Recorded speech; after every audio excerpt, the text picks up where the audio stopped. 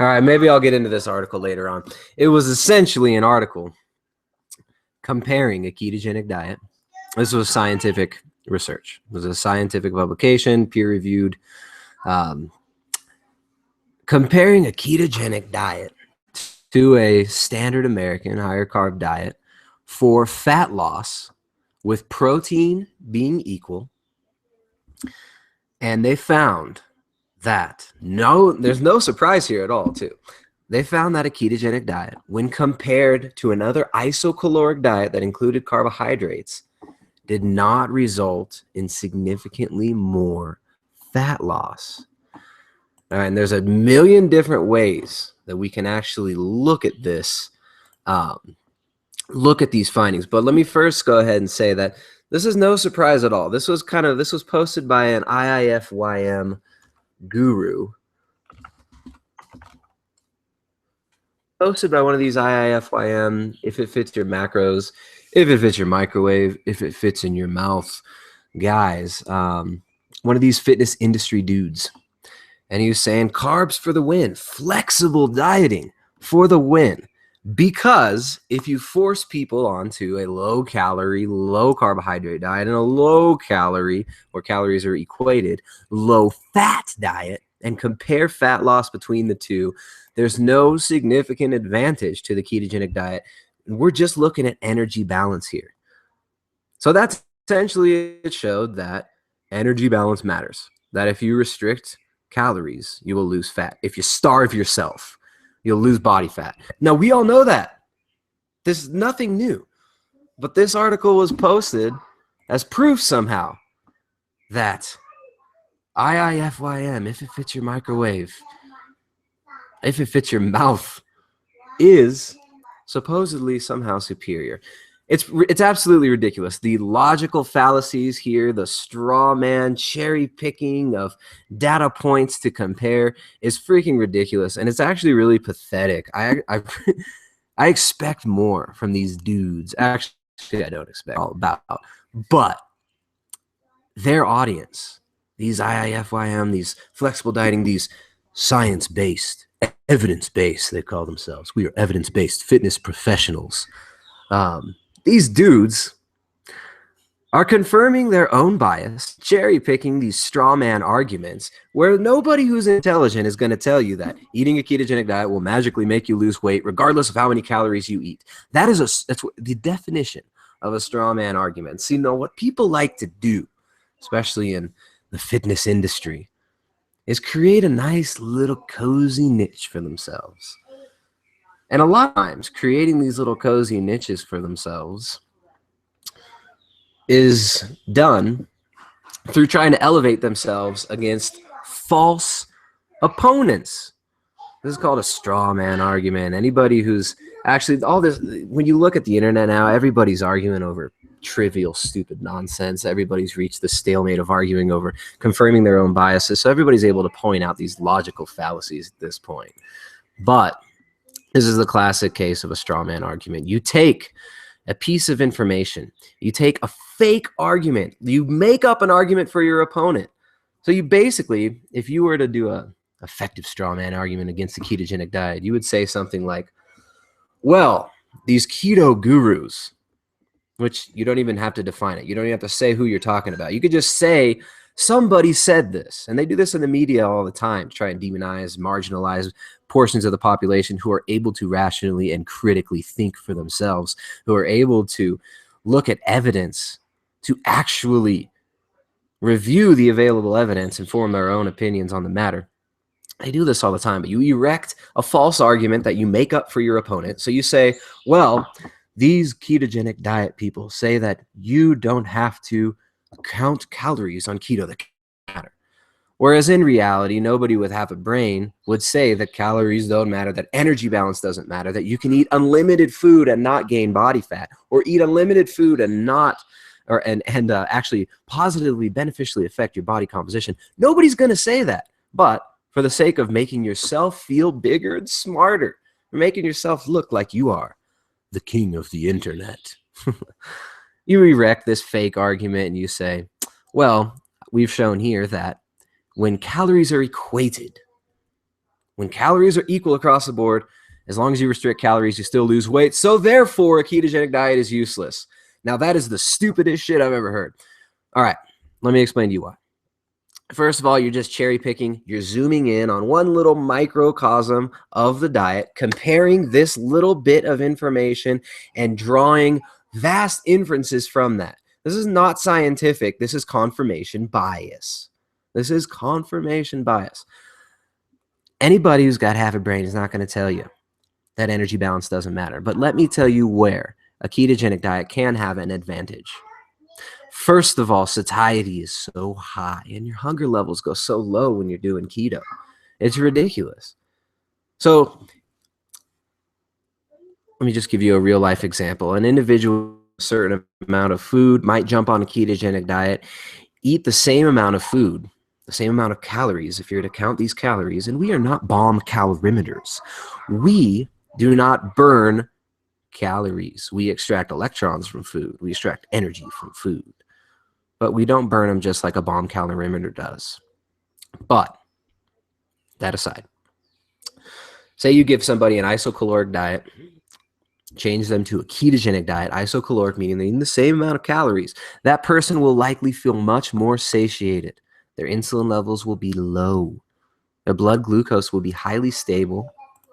And they will just not feel hungry, and eventually they will end up restricting their calories naturally, more so than an individual on a high carbohydrate diet. So if you truly get somebody on a well-formulated ketogenic diet, they will eventually naturally drop those calories. They will eventually cut the food intake back because they're so satiated from getting adequate protein and sufficient fats. So there's one major advantage. Another major advantage is the flexibility that is given to you through a ketogenic diet. Now, a lot of people might be saying, that sounds ridiculous. How is a ketogenic diet flexible if I can't eat sugar, if I can't eat wheat, if I can't eat carbs? You would be amazed at the wide variety of foods that are available to you on a ketogenic diet, the high satiety foods that are available to you on a ketogenic diet. The fact that you can go to any restaurant, order a steak, order a slab of salmon, get an avocado on the side, and there's your meal. Have a little bit of a salad, some sort of greens or some broccoli on the side. No matter where you go, you can order that. You can order a steak and a salad, and you could stay on your plan. So that's another thing that makes it really easy to stick with and to get the benefits of a ketogenic diet. But like I've said 100 times, ketogenic diet does not magically cause fat loss. You still do need an energy deficit. But what keto does is it makes it very easy and manageable to maintain that energy deficit long term. So therein lie some of the main benefits that make a ketogenic diet one of the most potent fat loss tools ever discovered for human beings. And that is also why these IIFYM gurus circle jerking themselves in this fitness industry and parading around like some sort of authority on so-called science when they're just cherry picking, confirming their own biases, and selling their little IIFYM programs and one-upping and high-fiving their little buddies in the circle all day while calling themselves the evidence-based science and fitness community. If you haven't noticed, I think these people are a joke. I think it's ridiculous that people actually take them seriously. I think it's absurd the amount of intellectual posturing, of just pseudo-intellectualism that goes on in these circles. It's beyond me. But I'll move on. I'm not just trying to bash on the fitness industry here. It's very easy to bash on the fitness industry. It's kind of like a straw man industry in itself. All right, here we go. We got a bunch of comments. What's up, guys? We got people from Poland, Buckley, Washington, Tennessee, Canada. What's up, everybody? All right. Here we go. Can you touch on the benefits of intermittent fasting when doing keto, please? Of course. Melody Moments, what's up? All right, so intermittent fasting. This is getting huge. Intermittent fasting. I get so many questions on intermittent fasting, and I spend very little time perusing content from my niche at this point. You know, I mean, I don't really spend much time at other people talking about intermittent fasting, because intermittent fasting is something that I've done about 4 years now. It's kind of something that's very, very intuitively simple for me, at least. And intermittent fasting is essentially eating within a restricted time window throughout the day. So a good place to start with intermittent fasting would be to eat within an 8-hour window. Now, most intermittent fasting gurus will tell you that skipping breakfast is the best way to go. Skip breakfast. It's not the most important meal of the day. In fact, if you skip breakfast, you'll lose more body fat. I actually like to look at the evidence, the science behind the circadian rhythm, the hormonal rhythm of the human body throughout the day. And when you actually look at how the human circadian rhythm optimally functions within its environment, within its light environment. Now, the circadian rhythm is basically how your body reacts to the fluctuations of light throughout the day. Your sleep-wake cycles, your hormonal cycles, these are all influenced by input from light, the light that hits our eyes, the UV light that hits our skin when we go outside, all triggering cascades of hormones, of biochemistry, and of even deeper physiological processes. Some people like to use the word quantum. Quantum, it's all quantum. I think the word quantum is ridiculous, and quantum physics, if you actually look into it, seems to be an overcomplication of perhaps some simpler premises. So I reject quantum physics in general. I think most of it's a bunch of hogwash. I'm not going to talk about this right here. I'm not a physicist, by the way. I'm just somebody who dabbles in these things. I like to study. I love to study these things. But basically, if you look at the human circadian rhythm, you will find that eating breakfast is quite important for setting the rhythm of your day. If you eat a breakfast that is high in protein and fat, you will affect the hormone leptin, which some individuals say, actually, I'm not even going to get into that, but you will affect leptin and ghrelin levels, which will induce satiety, promote fat burning throughout the day, because you're telling your body, here's some fats. This is your fuel source. Everything's okay. Don't stress out. Here's the fats. So I like to get breakfast in the morning and push that window to earlier in the day rather than just skipping breakfast and eating later in the day. So usually people start out intermittent fasting on like 8-hour eating window. Some people push it to the small hour eating window. And the magic of intermittent fasting isn't really magic. It essentially, intermittent fasting is dancing with ketosis, flirting with ketosis, depleting glycogen levels, depleting carbohydrate levels, and getting the body to burn fat consistently. Now, if you're doing a ketogenic diet, you're already sufficient at burning fat. So intermittent fasting might not have those awesome benefits for you. But for many people, such as myself, intermittent fasting is just something that is so intuitively easy to do and is so useful, simplifies your schedule, makes it a little bit easier, because most people in an intermittent fasting plan will only be doing 2 meals a day. Some will do 3. I'll do 3 meals sometimes if I eat within an 8-hour window. But it really simplifies things and makes it easy to fast for longer periods of time. You're priming your body to get into deeper autophagy, where your body is blasting those dead cells, killing the weak cells so that the strong cells will survive. And that's just a few of the benefits of intermittent fasting. Intermittent fasting combined with ketosis can be very, very powerful, especially for long-term fat loss. People who've got a lot of weight to lose can tap into that body fat consistently and easily, and intermittent fasting is a powerful tool. It is not magic. It does not burn energy quicker if you have an isocaloric diet and you're eating, I don't know, I'm not so into the calories thing, but I just like to reiterate this, that the energy balance does matter. You're eating 3,000 calories, for instance, and maintaining weight. Then you go to an intermittent fasting routine, eat the same amount of food, except it's in a smaller window. What if you eat that in like a 4-hour window instead? Well, the research shows that for the most part, you're not going to get extra fat loss benefits, but what you might benefit from are the increased cognition, the improvements in cognition, the improvements in mental clarity, and just the improvements in general decrease of inflammation that comes along with that ketogenic state that you enter into when you do fast intermittently. So there's a few thoughts on intermittent fasting. I've got a bunch of videos on this channel about intermittent fasting. It's something that I do implement with some clients. I do not recommend that most females start out intermittent fasting when they're beginning a ketogenic diet. Now, I've had some men, who on a ketogenic diet, when they're adapting to a ketogenic diet, they've already been doing intermittent fasting, and that primed their body for it. Even in those situations, I usually have them do 3 meals a day and not intermittent fast while they're adapting to ketosis. So intermittent fasting is powerful, but I wouldn't suggest trying to adapt to it while you are trying to adopt a ketogenic diet. So there you go. Thanks, Melody. All right. Let's get some more questions here. What's up, everybody? So many people. What's up? Let's see. How hard is it to maintain or even gain muscle mass on keto for someone who does daily resistance training?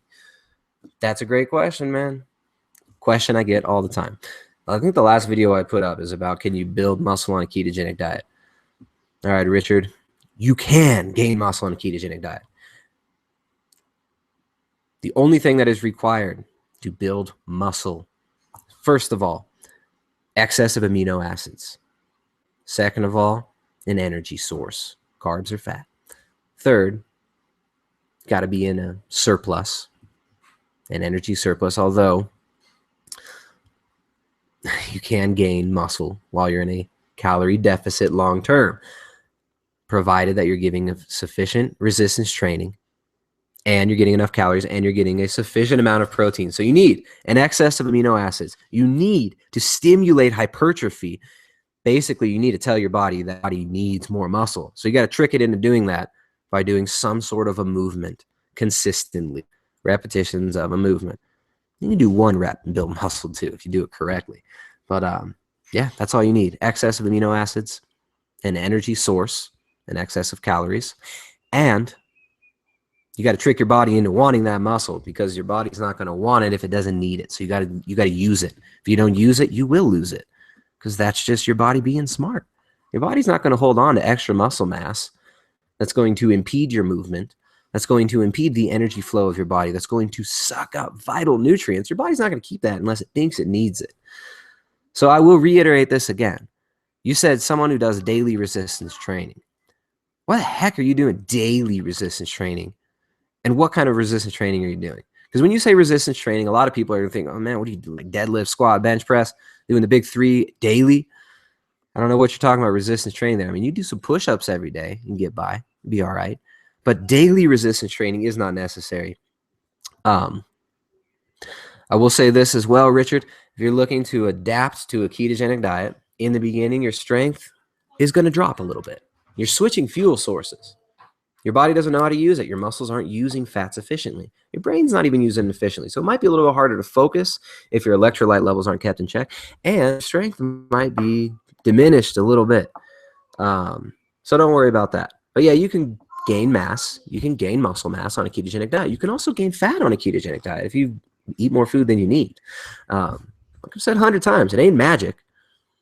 If you look at some of the scientific research, it might seem like magic, just the amazing side effects that people get from it, like improvements in cognition, decreases in inflammation, improved sleep cycle. I mean, there's so much that happens when somebody gets on a healthy, nutrient-dense, well-formulated diet, because there's 100 different ways you can do a ketogenic diet. That and a lot of these people making you afraid to eat protein. You know what I mean? If you're afraid to eat over 50 grams of protein, you think it's going to turn into chocolate cake as soon as it hits your mouth, then you might have some trouble maintaining lean muscle mass. But if you do it right, it's fine. I've gained plenty of lean muscle mass on a ketogenic diet. All you need is to resistance train, get those calories in, make sure you're getting enough fats for your energy source and enough protein to rebuild those muscles. And you probably don't need as much protein as you think you need. You don't need any more than 0.8 grams per pound of lean body mass. The lean body mass in protein is like the maximum you're going to need to maximize recovery for most individuals. Some people might want more, some people might want less. Of course, it's all about what works for you. It's not about the dogma of he said, she said. That's not what's important. And also, I will say this, for those of you looking to increase your lean muscle mass, it's really important to keep in perspective the overall health of your body. I have seen so many freaking times people putting on massive amounts of muscle on a frame that's crooked and inefficient in its movement.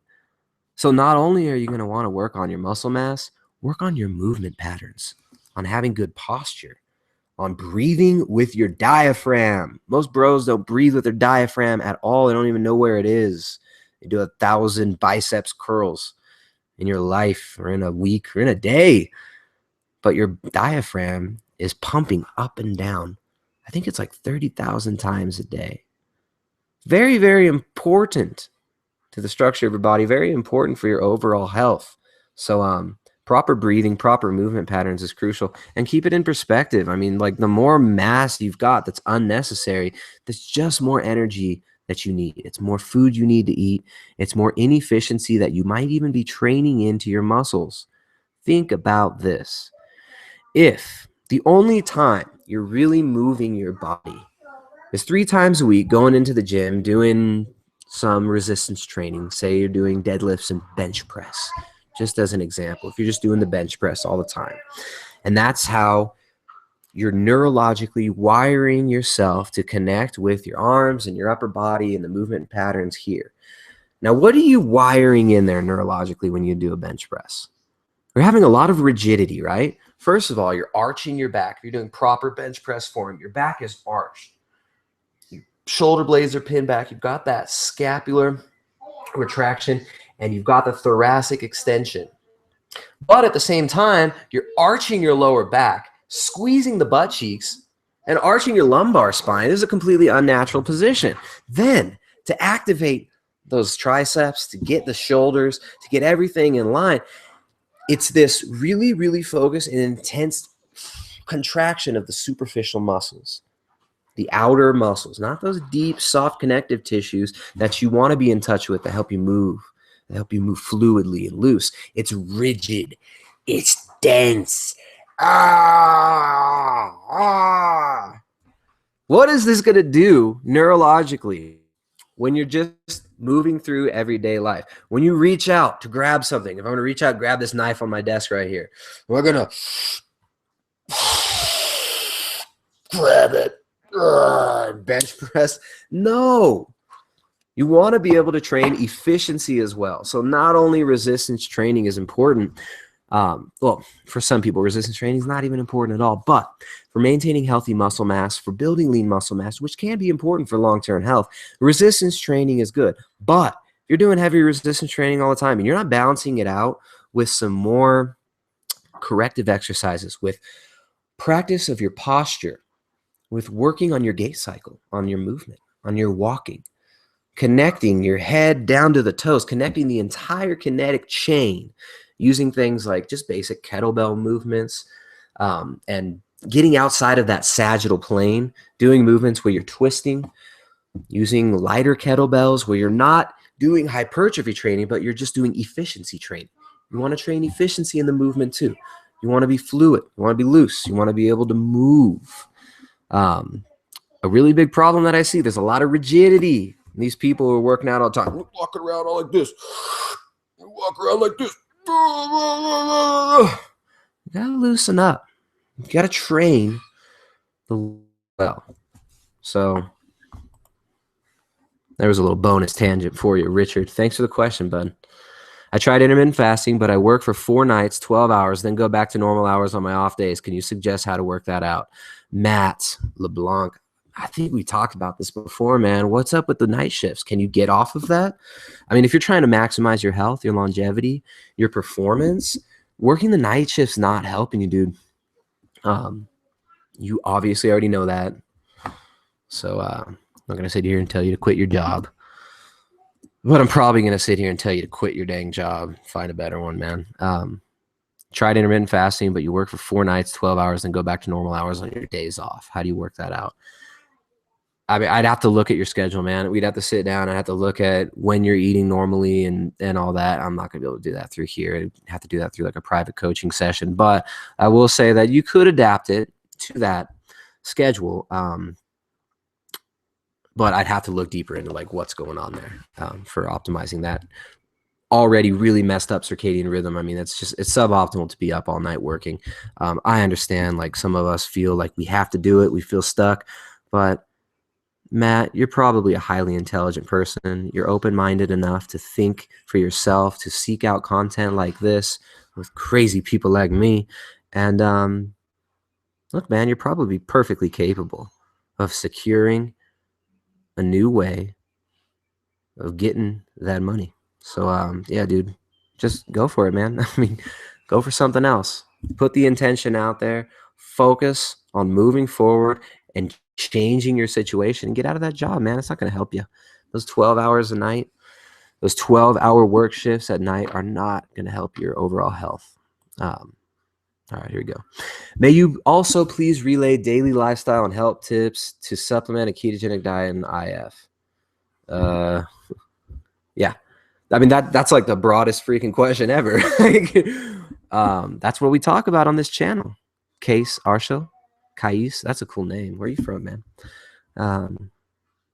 But yeah, I mean, there's so many factors that come into play when we're looking at general health and well-being. When we're looking at optimizing performance, when we're looking at improving quality of life, it's actually about quality for me. Improve quality of life, quality over quantity, right? But we want quality and quantity. So along with the ketogenic diet, you're asking for daily lifestyle and health tips. So just off the top of the head, some of the more important factors that are going to affect your life. First of all, your stress levels. How do you deal with stress? That's the first thing to look at. Stress reduction. Things like breathing, exercise, focus, deep internal spiritual work as well. These are all important for maintaining low levels of stress so that you can react in an intelligent, informed manner in your life. Another thing would just be circadian rhythms, getting to sleep on time, getting on a good sleep schedule, eating at the right times can be very important as well. So those two little things right there, stress management, circadian rhythm management, as well as diet, those are all things that I work very intimately with clients on.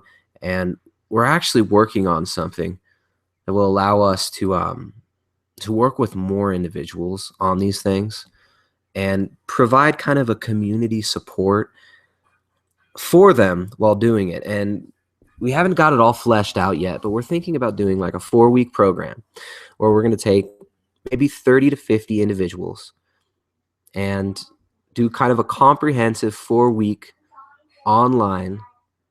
I guess we kind of like the word retreat, online retreat. I mean, retreat, that sounds kind of cowardly, right? Retreat. But we think it'd be really fun to do an online health and fitness retreat. And, so we could work with more individuals at once and work on these principles of getting a decent circadian rhythm, a well-formulated, healthy diet that you can stick to long-term, healthy and efficient patterns of movement, and ways to reduce stress and improve cognition. So we're working on this. It's going to be something that hopefully we're ready with rather soon. And by me telling you this, I am lighting a fire under my own behind to really flesh out this content and really get it done. But yeah, circadian rhythm, stress reduction, diet, and just maximum and optimizing your home, making your home and your environment healthier are huge. So yeah, those are some of the things we talk about here. You can check out, I got a bunch of other videos on the channel, Case, talking about all this stuff. Tuxgasm says, Tristan, why do people like Dr. McDougall say that starches and sugar cure diabetes? I never understood how he even makes these statements. Like, where is this coming from? Thanks for the question, Tuxgasm. Dr. McDougall saying that starches and sugars cure diabetes has been shown to be correct. There was actually a study done on like an all potato and rice diet. We're talking like no fat and like no protein. just pure rice and potatoes, you guys look up like diabetes rice cure. They were able to reverse diabetes using that. So everybody wants to demonize carbs, right? That's the new thing. Well, not everybody, but a lot of people. Everyone talking about carbs are bad, this is bad, this is bad. Nothing is bad by itself. It's all about context. Nothing in the diet is bad by itself. Rape is always bad. Murder is probably always bad. But in and of itself, carbohydrates are not bad. What's wrong is the context. So if you're eating a high carb diet with a high fat diet, high carb, high fat, you're going to create insulin resistance. Actually, a high fat diet does create insulin resistance. It creates insulin resistance in the peripheral tissues. It creates physiological insulin resistance, which is necessary for the survival of humans. Everybody's demonizing insulin resistance, but you need to be insulin resistant to be successful on a ketogenic diet. What? What are you talking about? That's exactly the opposite of what all these other people are telling me. Other people haven't dug into it enough, I'm saying. Maybe they should look at some of the conflicting evidence. We shouldn't always be able to, we shouldn't always be trying to confirm our own bias. We should look at these other sources of information. Now, Dr. McDougall, Dr. McDoofus, I don't agree with his protocols, but I do agree with the principle that if you eat very, very low fat, very, very low protein, then you can improve your insulin sensitivity also. Now, how fun is a all rice and all potato diet going to be, Tuxgasm?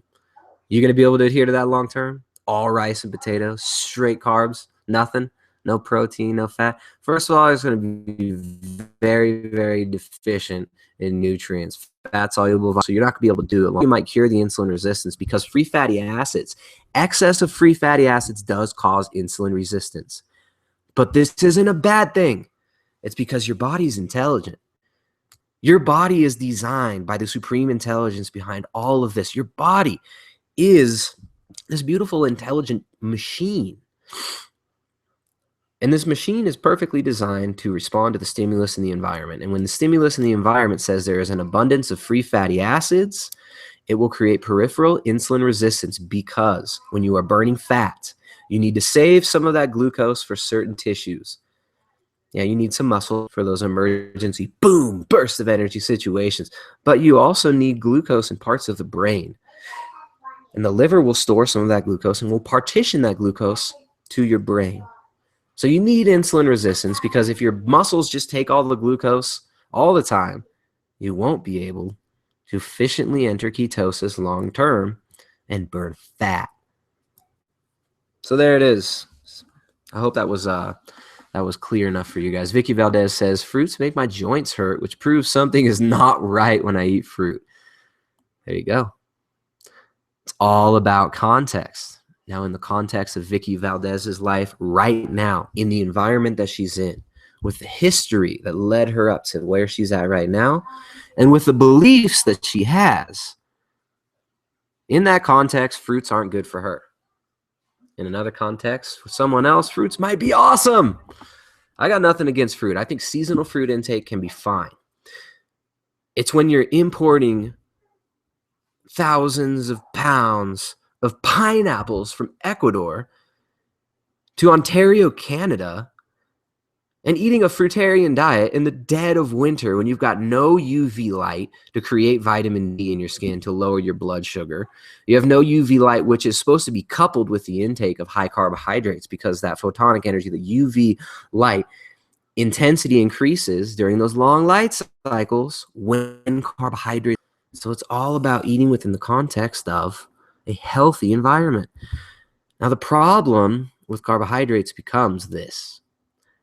Carbohydrates are seasonal foods. They're available seasonally in long light cycles when you will be getting sufficient vitamin D to lower your blood sugar, when you're getting all the signals from your environment that are going to balance out that state of glycolysis. The problem becomes widespread carbohydrate availability year-round. You can walk into a 7-Eleven at any time of the day. You can be drunk as all hell at 2 o'clock in the morning, walk into 7-Eleven, buy 2 pints of Ben and Jerry's, go home and eat them like I used to do when I was in college.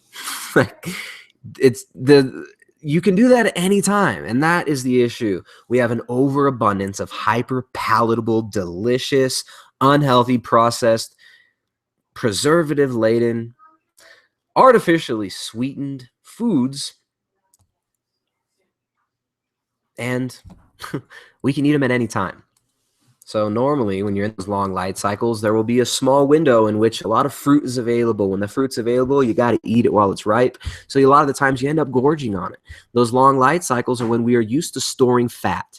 When a bear wakes up out of hibernation after the winter, what is it doing? It's fattening its ass up. So just like bears, now we don't hibernate and we're not bears, but just like bears and almost every other animal in nature, the long light cycles of the summer and the spring, the late fall, or the early fall, are when we will be fattening up so that we can survive that winter in a ketotic state, so we can burn fat throughout the winter. So yeah, there it is. Carbs aren't bad. It's all about context, people. All right, let's see. Tennessee, what's up, Tony? Tony from Tennessee. Keenan Levick, if you get a chance, could you speak on your experience with those who don't do so well on a ketogenic diet overall? Yeah, good question. Those who don't do so well on a ketogenic diet. So some people don't do that well on a ketogenic diet, in which case they will want more carbohydrates. How many people don't do well on a ketogenic diet? Maybe like 1 out of every 20 clients that I take on. And it's not that they don't do well on a ketogenic diet. It's just that they're not ready to make changes that are that deep and profound. Sometimes it's very, very hard to drop some of the old habit. Very, very, very difficult to do that for some people. Now, yes, there are individuals who don't do that well on a ketogenic diet. I haven't run into really any of them in the hundreds of clients that we've coached. Yeah, I mean, if you don't do well on keto, you probably still do fine with less carbohydrates than you've been eating in the past. Most people greatly overeat carbohydrates. Carbs aren't bad, but they are something that, even in certain fitness circles, like Poliquin always says, you got to earn your carbs. And I kind of tend to agree with him. You don't need a load of carbohydrates. You don't need a whole bunch of carbohydrates if you're living a mostly sedentary lifestyle. Excuse me. If you're living a mostly sedentary lifestyle. So even those individuals who don't want to do full ketogenic diet, who don't do that well on a ketogenic diet, very, very, very small portion of the population. We are all designed, we are all meant to be able to enter ketosis, or we wouldn't have survived as a human species. We wouldn't have survived. So we are meant to be able to get into ketosis regularly, easily, and so, I mean, most people can get into it very, very easy. Thanks for the question. Stefan Sorensen, should I stress getting enough electrolytes months into keto? Should I stress? You shouldn't stress, but you should make sure to get electrolytes. Yeah, it's important, man. Magnesium, the soil that we've got is so depleted from monocropping. They did some, I don't know, you don't quote me on this, but there was some study with like a head of lettuce from Holland 50 years ago compared to today, and the nutrient density was like 100 times better 50 years ago. I don't know, 100 times better. Don't quote me on that again, but the nutrient density of food has gone down. You know why? Because we're ruining our soil. Using things like glyphosate that chelate the soil, that block the uptake of things like manganese and magnesium, are blocking these nutrients, these minerals from entering into the food chain. They're destroying the soil. They're making these minerals not bioavailable, and they're chelating them. So most of the food we're eating is depleted of magnesium, is depleted of potassium. But I would definitely make sure to get in enough magnesium and potassium. Some good magnesium foods would be cacao. That's raw chocolate. 100% cacao has a lot of magnesium as well as selenium. So that's a good one to go for. Also, leafy greens. So yeah, get the electrolytes in. And you always need sodium. Salt is crucial. You need salt to create the electrical current in the body. You need the electrolytes to create that electricity in the body. You need them, so eat them. All right. Max Sellerman, what are your thoughts on insulin response from eggs on keto? The leucine content tends to spike insulin quite high. All right, thanks for the question. Context, my friend. Why are you doing keto? Moxilimian. Are you doing a ketogenic diet because you have epilepsy? Is it the only thing that's keeping these seizures from taking over your life and ruining your day? Then of course, maintaining deep ketosis all the time is going to be crucial. But if you're looking for fat loss, for optimal performance, for improved cognition, for better mental clarity, for better mood, then you don't need to be so worried about a transient rise in insulin after a meal. Any solid food will create the release of glucagon. Insulin response is normal. You want that insulin response, nutrients in there, and it's transient. So eggs having a higher leucine content tends to spike insulin quite high. I think you're looking at it in the wrong way, my friend. Eggs are a highly ketogenic food. When you mix protein and fat, it blunts the insulin response. So the insulin response from pure leucine is different than the insulin response from eggs. So yeah, don't trip about it, man. Get the eggs in. I mean, unless you're dealing with serious disease, like if you're dealing with a brain tumor, if you're dealing with epilepsy, then yeah, you got to maintain those very high levels of ketones. But the average individual, the average Joe, I never liked that saying, the average guy, the average dude, the average bloke, the average homie, wherever you may be from, the average individual is not going to need to worry about a transient rise in blood glucose after a meal, especially, I mean, what if you're doing intermittent fasting? You're doing intermittent fasting, you're fasting 18 hours, and then you're just eating a couple of relatively large meals. Now, yes, you will have a rise in blood sugar after that, which will create a little bit of an insulin response. The I word, insulin. Necessary for human health, necessary for growth, for repair of muscle tissue. Well, not actually, it's not necessary for muscle tissue, but necessary for human health and development. Not to be demonized. It's all about context. So don't trip about it. Unless you got epilepsy. Then you're going to do a medical ketogenic diet. That protein content is going to be far lower than the average individual, than the average client that I'm working with, which is most clients that I'm working with, they're going for fat loss, optimization of their mental clarity and their cognitive function, and just general well-being, health and well-being. Those individuals not going to have to worry about a few grams of leucine temporarily, keyword temporarily, lowering ketone levels for like an hour or so after a meal. Don't trip. Uh-oh. Got a battle going on downstairs, guys. All right. John Dennison. Tristan, can eating fat at 70% of calories at 1,800 calories a day inhibit weight loss, or would it be better to go higher protein? Thanks. Context, dude. Context. Like, this is the thing. Like, there's all this rigid thinking, right? The mind wants to box things up. We're looking at, it's all about context. How many times can I say it? That's a good question, John Dennison. Videos in the past, and you can look on my channel. I forget the title of this video, but it's percentages don't matter. If you're looking for fat loss, it doesn't matter if you're 70%, 60%, 90% fat. You could still be in ketosis. You could eat a diet that's only 10% fat and be in ketosis. How do you do that? Well, if you were to just eat something like a steak, oh no, not a steak, that's something leaner. If you were to just eat like a can of sardines, it's mostly protein, and that's all you ate the whole day. You'd be in deep ketosis all day long. You'd had that little bit of protein, and you'd be eating about 90% protein, but you'd still lose fat because you're tapping into body fat. Percentages don't matter. If you're looking for fat loss, looking at these stupid macro calculators is not going to help you. It's not. It doesn't matter if you're 80% fat. The fat can come from the plate, or the fat can come from your belly.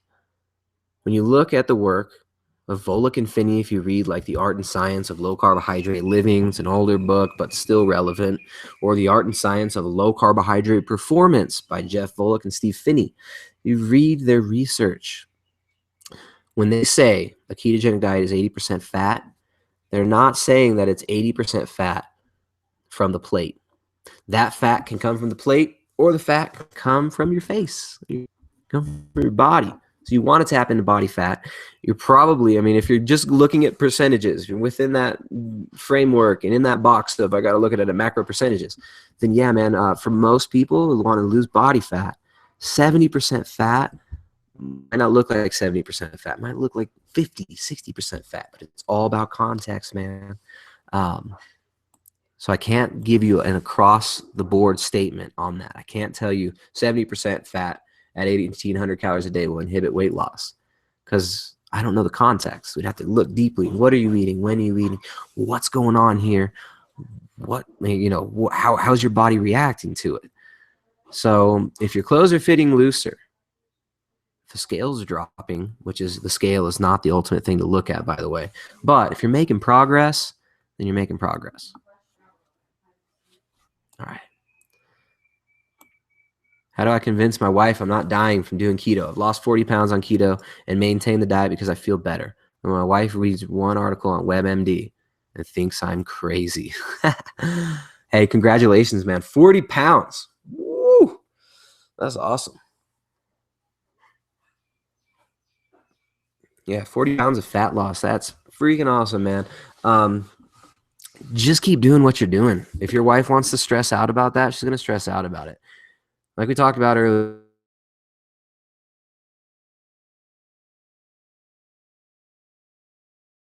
just like within fitness and science and all that, it's also within like the realm of psychology and spirituality, a confirmation bias. If you're always looking for something, you're going to find it. So if your wife's looking for a reason you're going to die, your wife's going to find a reason you're going to die. Why is your wife looking for reasons you're going to die? Oh, no, she said, not that you're going to die. Oh, no, she said, my wife, I'm not dying from keto. Okay. I didn't just read into that. But yeah, like maybe work with your wife on your relationship a little bit. You know, why is your wife looking for reasons that you should be critiqued or looking for justifications of why what you're doing is wrong? Perhaps your wife should look into herself rather than nitpicking at you. I'm not trying to beat up on your wife, Stephen Webb. I hope she's watching with you and getting mad at what I'm saying. I hope I didn't just ruin your relationship. But yeah, dude, I don't know why she's tripping about it. Why is she worried about you so much? That's not the answer you're looking for, I know, but I mean, you got to just not care what people think. If you feel good, if you're improving your life, you have more life, then share it, give it, because that's what it's all about. Share that love that you have with your wife. Show her how patient you are. Show her how you're not emotionally attached to the whole keto idea. Listen to what she's got to say. And then tell her, there's another way of looking at it. Because that's what it's all about, right? It's all about the angle of our perception. It's all about how we look at it. Hope that helps, Stephen.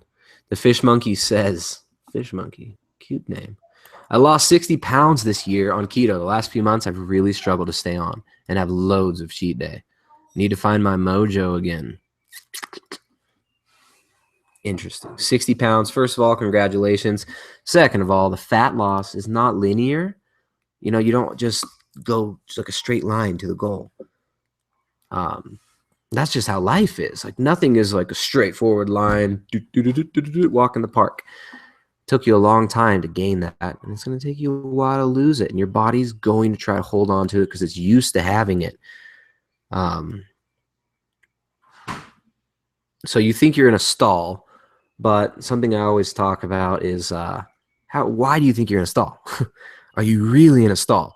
Now, 2 weeks without seeing the scale move is not a real stall. That's not a stall because weight loss isn't linear. It's like a sine wave. It goes up and down. Just had really traumatic flashbacks to Calculus. um, but yeah, what are we talking about here? Cheat days. So you said you've had loads of cheat days. That is what's doing it, man. You got to stop justifying these excursions outside of the parameters of your lifestyle and your diet. And perhaps your diet isn't being formulated in a way that is maintainable. I mean, are you just eating bacon and eggs all the time? Bored? Are you eating a low nutrient density diet made of mostly processed foods? Again, there's 100 ways to do keto. Make sure you're getting dense foods. Fish monkey, the fish monkey. I'm not saying eat fish monkey. That's his name, guys. Okay. Make sure you're getting a nutrient dense foods. You gotta, it's a mindset thing, right? The cheat meals. Well, even calling it a cheat meal, you said cheat days. Oof, cheat days. Yeah, I mean, would you cheat on your wife? Would you care if your wife cheated on you? Would you cheat on a test in school? Yeah, I did that. But would you cheat? Is that right? Is it cool? Is it going to help you? Is cheating on your spouse going to improve your relationship? Is cheating on a test going to improve your intelligence? Is taking a test going to improve your intelligence? Look, cheat, like you set it up in your mind, this cheat. So there's this guilt cycle, right? You go on a cheat day. Oh, cheat. Oh, I feel so bad. Now I got to get back. And then we usually restrict, so you go on this, there's this binge restrict pattern. Binge, guilt, restrict, punish yourself, wear yourself out, then do the whole cycle over again. That's the cycle. So how do you get out of that? Reducing stress, finding ways to consistently reduce the stress in your life. And you got to realize the triggers that make you want to have these so-called cheat days and get to the bottom of that self-sabotage cycle, because that's what it is. It's a self-sabotage cycle. Yeah, and don't feel, you can't feel like you're depriving yourself on the diet. A good way to do that, to stop feeling deprived, is, first of all, it's not a diet, it's a lifestyle. It's got to be a long-term change that you're making that you can stick to forever and enjoy it. And then also, it's like, if you just fill up on healthy, high-fat, adequate protein foods that are nutrient-dense, things like sardines, salmon, grass-fed beef, grass-fed lamb, stuff like that. Fill up on those whole foods, get in those vegetables, get in those greens, get in the electrolytes you need, get nutrient-dense foods in till you're satiated. Then there's no room and there's no like space for the desire for that crap. So fill up on the good stuff and quit depriving yourself in that cycle. The binge, guilt, restrict, repeat cycle. That's what we need to get away from. And get back on track. Have other people to hold you accountable. That can be very, very helpful. I mean, if you've got a spouse, tell her or him or Z or J or whatever the politically correct among lost millennials pronouns are. Tell him or her to keep you accountable. I'm going to do this diet. These are the foods I'm eating. Nutrient-dense whole foods. I'm throwing out the crap. I'm not eating the Pop-Tarts. I'm throwing away the microwave. I'm getting rid of the crap. And will you please hold me accountable and help me do this? Because I really need to do this and finish what I started. And she'll help. Or, you go to your friends and family. You tell them about it. In whatever way is normal and natural for you to interact with your friends and family, bring it up to them. Have them hold you accountable. Another way to have yourself held accountable is to just talk with someone who's doing something similar to you. If you've got any friends or family who are also doing what you're doing, talk to them. Text each other. If you run into some problems, laugh about it with each other. Oh, man, I'm really craving cake right now. They respond, don't eat it. Don't be a wussy. Ha ha. Okay. It's just like these little things that we can set up in our lives to kind of keep us on track. You could also work with a coach if you'd like. If you want to work with me, you can hit me up at primaledgehealth.com. But I mean, it really just comes down to formulating the diet so where you're getting everything you need and doing a little bit of mindscaping, a little bit of landscaping in the mind. Prune some of those old dead branches out and make room for that new growth.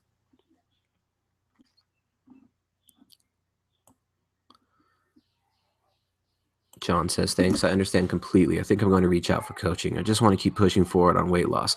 Thanks. Yeah, look, John, I mean, it really, what it comes down to, and, you know, I mean, if you do hit me up for coaching, this is what we're going to talk about.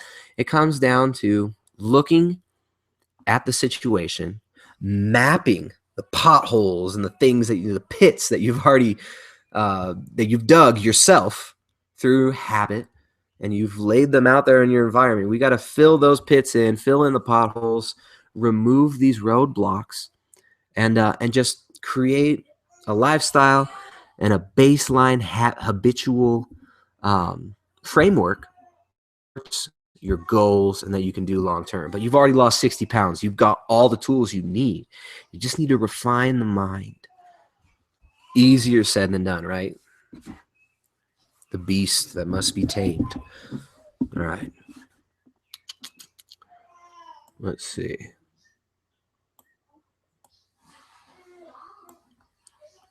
Can you tell some non-plant potassium-rich food sources? All right.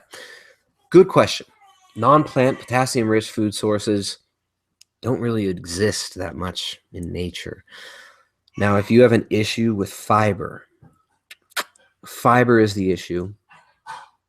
You know, a lot of people who have like IBS, who have digestive issues, have a lot of trouble digesting vegetables.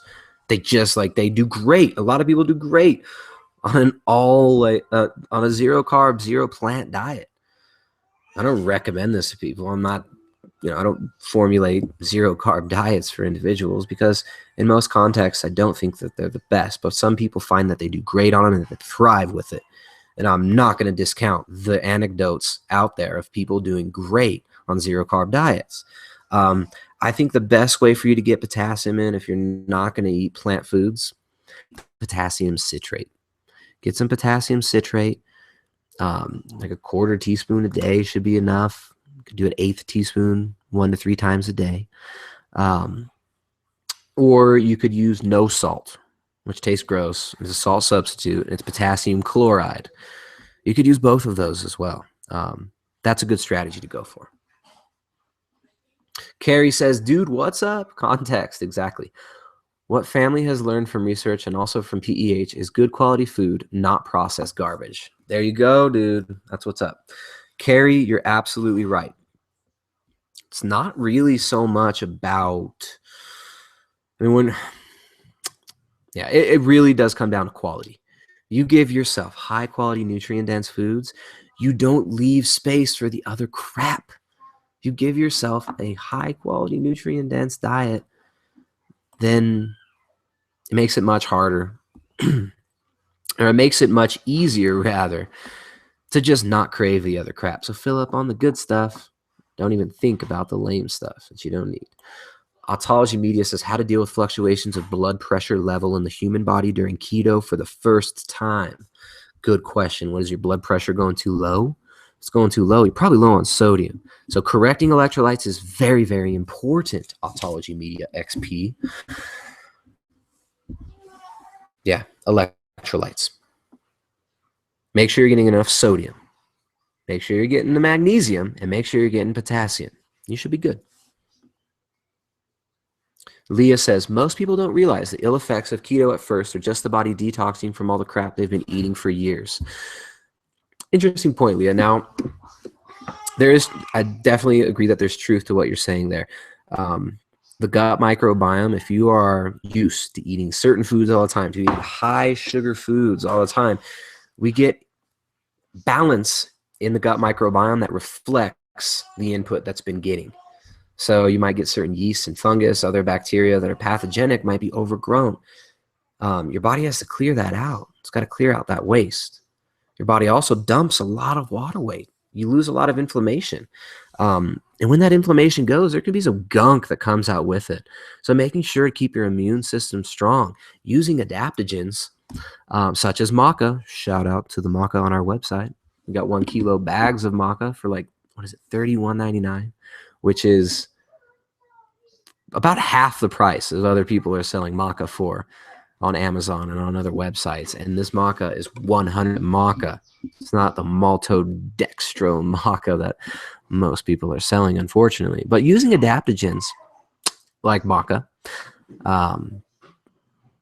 using things like turmeric and black pepper in your food to decrease the inflammation as well, and supporting your detoxification pathways is very important. Supporting the liver can be very important as well during that initial adaptation.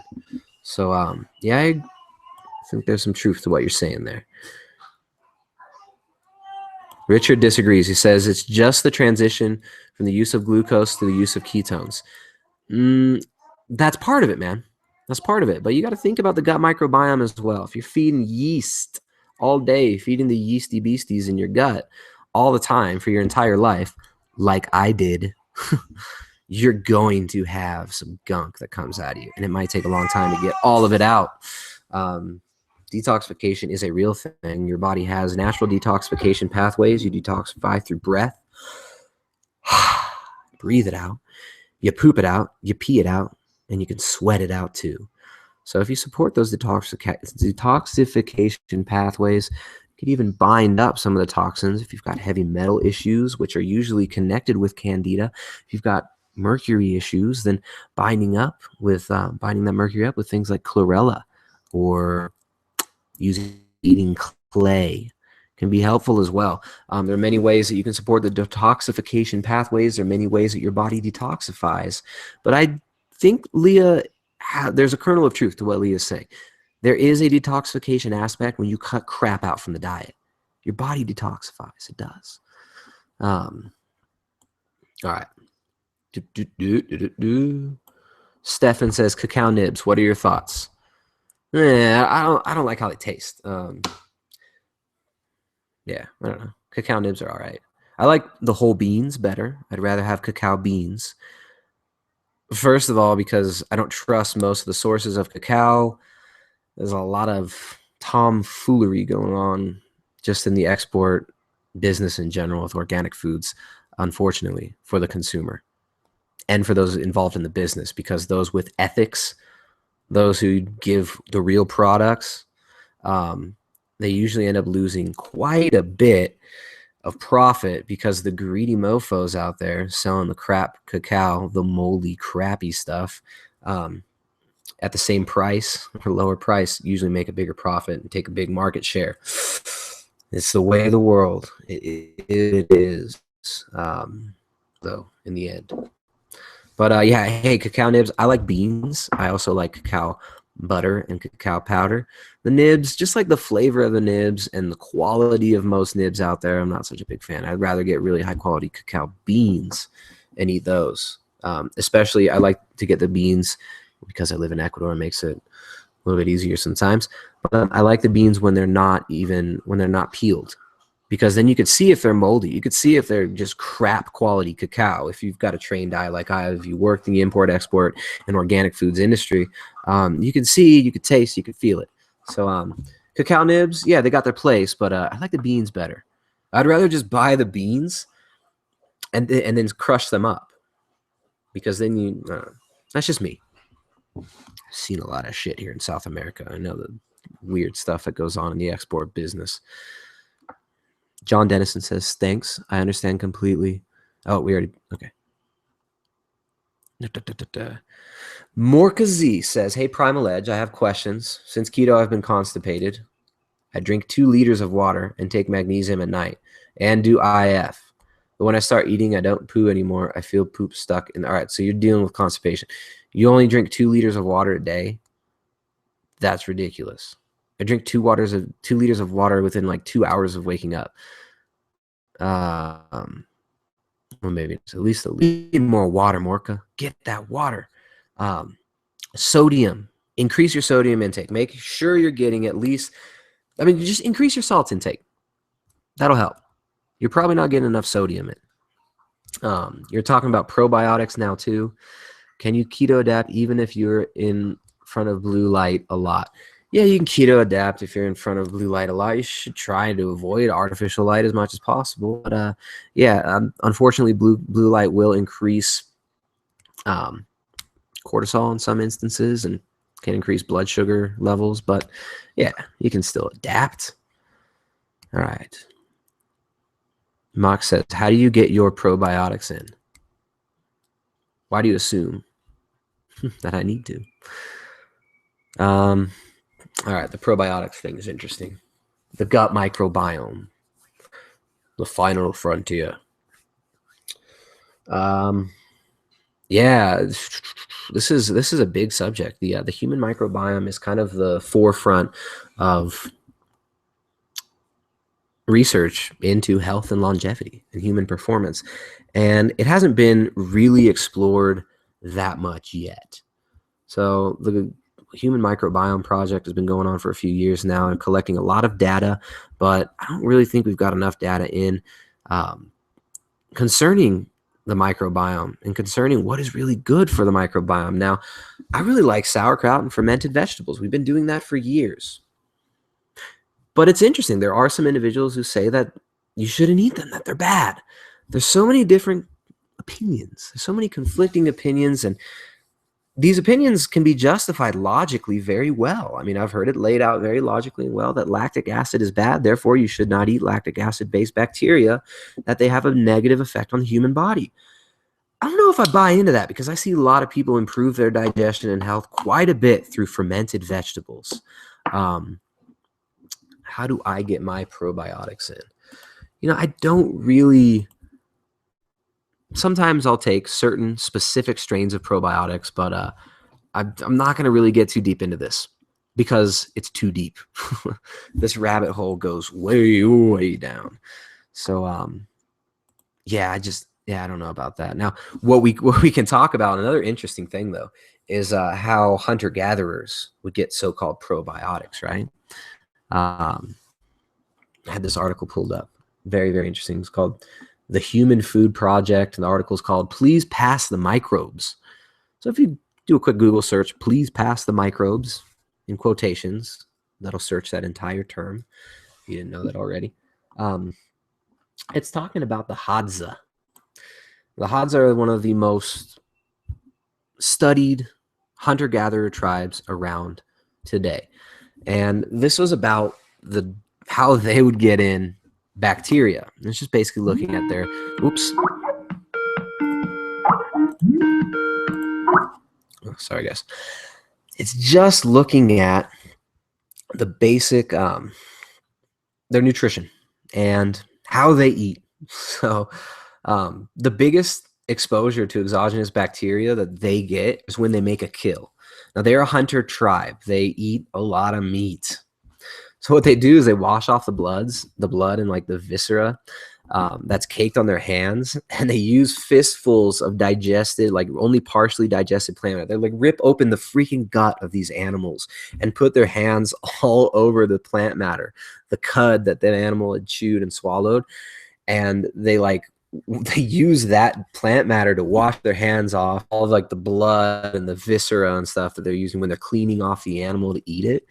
And they slice up the stomach into like these little bites, and they just eat it. They just eat the stomach. They don't cook it. They don't boil it to like decontaminate it or anything. They just eat that raw, like just raw stomach. So they do that. And then they remove a bunch of the crap from the colon. Like they remove as much fecal matter as possible. They remove all that fecal matter. And then they take the colon and they cook it over an open flame. And then they eat it. So like the inside, like they don't toast it, right? They just do it for a few minutes. So the outside of it's cooked, but then the inside's still kind of like raw. And then they eat it. They slice it up and they serve it. Pretty crazy, right? But then now I'm not saying you should do that. That's just an interesting anecdote about a hunter-gatherer tribe, and just showing us how other people throughout the world with other ways of living, procuring food, looking at the generation of energy, how these people go about getting their nutrition and go about getting their probiotics. So if you want to really go hardcore, take a little step back in time, take a look at how the Hadza their probiotics in. Much more entertaining than the sauerkraut that I eat. Scott says, howdy from Milwaukee. What's up, Scott? How can I get enough potassium without avocado? We don't have it here, says Faith. Spinach is a good source of potassium. Lots of spinach. Spinach is really good as well. All right. I love spinach. Tastes great. Next question. I'm trying to figure out how to increase my dark leafy greens. Do you have any good keto green smoothie recipes? That's a good question. All right. You could take some coconut milk or coconut cream. A little bit of coconut cream, maybe an avocado. Throw in a bunch of greens in there. Maybe some maca. If you need sweet, then you can add a little bit of stevia, but that coconut cream will give it that nice balanced sweetness. You can also use hemp milk, like an unsweetened hemp milk, a little bit more protein, amino acids in there as well. And eggs can be good in a smoothie as well. Some raw eggs. What else? Collagen protein, if you want to use that as well to increase the protein. But yeah, that's a kind of a basic smoothie there. Let's see. All right. We still got a bunch of viewers, but the questions are getting scant. So maybe to kind of wrap it up here. Let's see. Got any more good questions here? There is no bad question, by the way, guys. Let's see. Is flux enough to block blue light? Thanks for everything. Flux, I don't know, I mean, enough. How much do you need to block blue light? Hey, the sun emits blue light as well. I don't recommend blocking the sun. Flux. Yeah, flux can be very helpful. It's not going to completely eliminate all the blue light, but it can be very, very helpful, especially you can put it on dark room mode. Dark room mode kind of inverts all the colors and makes everything black and red. That can reduce the blue light significantly. All right. Let's see.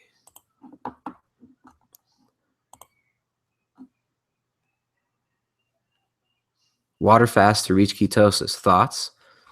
Yeah, water fast will make you reach ketosis. Why do you want to reach ketosis? Like, oh, I reached ketosis. I'm done now. I can stop fasting. I don't know.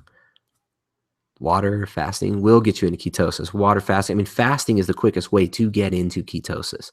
Will it make you well adapted to a ketogenic diet? No. But it'll ketosis for sure. Have you ever had to deal with high blood glucose levels? I'm told Vandal sulfate is good for it. Had to deal. I mean, I've had blood sugar dysregulation since I was a kid, man. I used to crash every afternoon.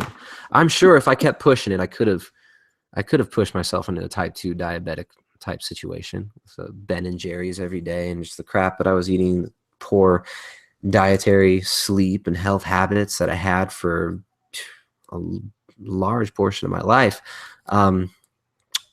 Berberine can be really good for lowering blood sugar. And metformin has been used very effectively as well. So, I mean, you could look into those. Okay. Hi, Tristan from Eastbourne, England. I've had 4 colds in 3 months. Starting to wonder if I've got an ongoing problem. And if you got 4 colds in 3 months, your immune system's probably low. You got to figure something out, man. Your body's reacting to the environment.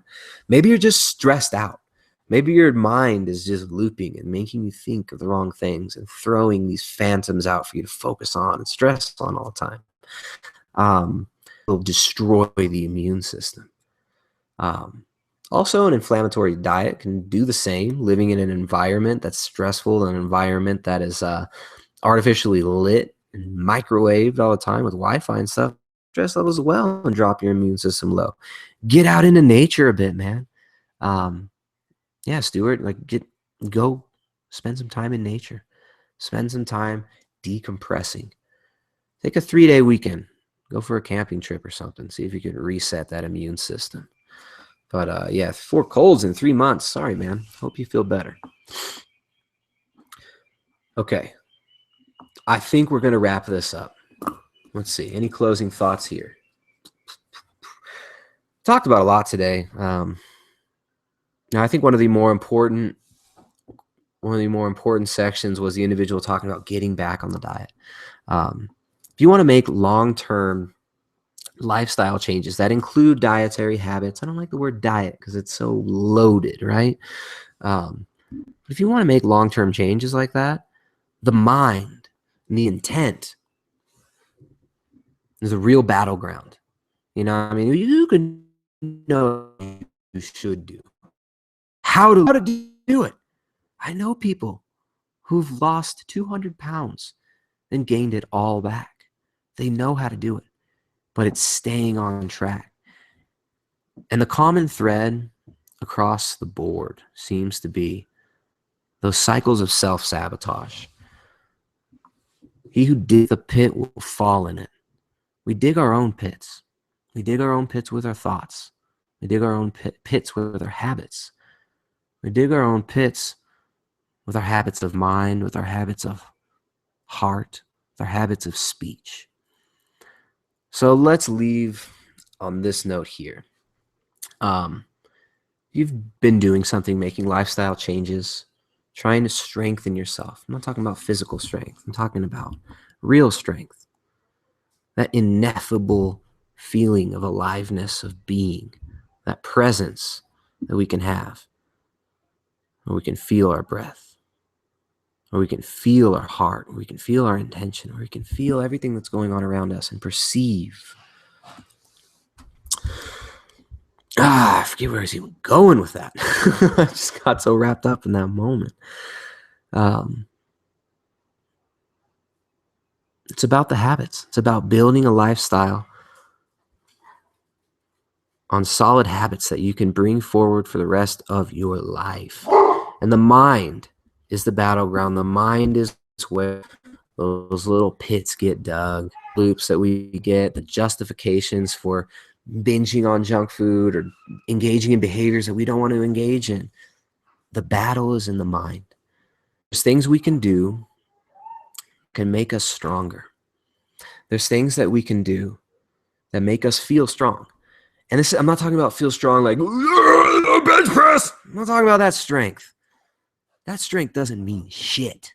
I'm talking about real strength. Your ability to be present with those around you and to help those around you to be present as well. That's strength. There's things that increase our strength that we can do, and there's things we can do that can decrease our strength and make us feel weak. And one of the ways to start going about strengthening yourself at the innermost part of your being, your innermost core, is to watch the things you say. You know, the mouth speaketh out of the abundance of the heart. So the thoughts that become words, that become reality, watch it. Watch what you say. The words you use, like cheat day. I want a cheat day. Or I can't. Or another client I've been working with that I talked to yesterday is always thinking, how could this be bad? How is this wrong? These are the habits. That's how we dig our pits. So the things you say, the things you think, things you feel, they're a choice. And we can choose to speak the truth, to be vulnerable, to admit we don't know everything, to know that you're not your body, that you're not the flesh suit, to admit that you're wrong frequently. Speaking the truth, no matter what. And it doesn't mean like, you know, telling everyone the shitty feelings that you have about them or telling someone, oh, you're ugly and that's true. I'm not talking about that. I'm talking about the deeper truth. Speak the truth and only say things that make you stronger. Only say the things that make you feel alive and real, that make you feel stronger, that rectify, that build up those around you, that build up life. And ignore all the other crap. When you say things and it makes you feel weak, observe it. It's probably making you feel weak because it's a lie. And part of you deep down inside knows it's a lie. And that's the part you're feeling when you feel weak, when you speak. So speak the truth. Only say that which rectifies you, that which is true, and that which makes you feel strong. And that which makes you feel weak, leave it all behind. Build on the strength. Build on life. Build on being here. We got more questions here. Should I keep going? Let's see. All right, I'm not going to keep going. We'll leave it at that. Speak the truth. Speak that which makes you feel strong. Not in a false sense, not in a building up your own ego, your own false reality, false desires. Speak the truth. And that will tear down the illusions. And that will help you fill up those potholes that you've been digging for yourself all around your home, all around your home, all around your home, all around your body, all around your life. So it is what it is. Thanks for joining us. You can find more at primaledgehealth.com. I talked about maca earlier. We've got a few hundred units left on the website, primaledgehealth.com. Check out the maca. It's in 1 kilo bags, and those 1 kilo bags cost about as much as people sell it for 1 pound. So you're getting twice as much maca, and it's twice as freaking good as anything else you're going to find out there. I guarantee it. Because we source from here in the Andes, and we send it to you. So there's no middleman. It's pretty awesome. Yeah, I'll see you guys next time. If you want an announcement before the next live hangout that we do, or that I do, usually sometimes Jessica will join me. But if you want to be updated on this, you can sign up for our newsletter at primaledgehealth.com. You'll see at the upper right-hand corner, you put in your email there, and you can join the conversation with us. So thanks for hanging out. Lots of exciting new content to come. And yeah, speak the truth. Do that which strengthens you, not that which weakens you. You can feel the difference if you really listen and if you really pay attention. All right, primaledgehealth.com. Guys, have a fantastic day. I'll see you next time.